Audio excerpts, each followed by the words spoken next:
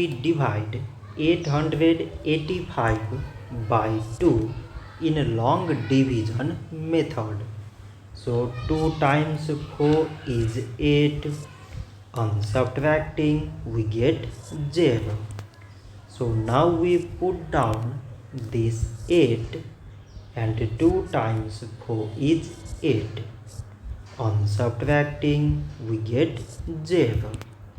So again we put down this 5 and 2 times 2 is 4. On subtracting we get 1.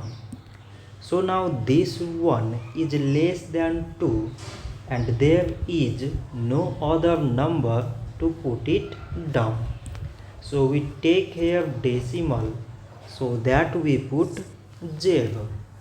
So now it is 10 and 2 times 5 is 10. On subtracting we get 0.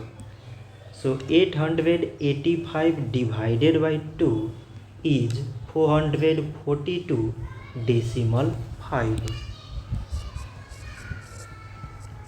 So this much for today and thanks for watching.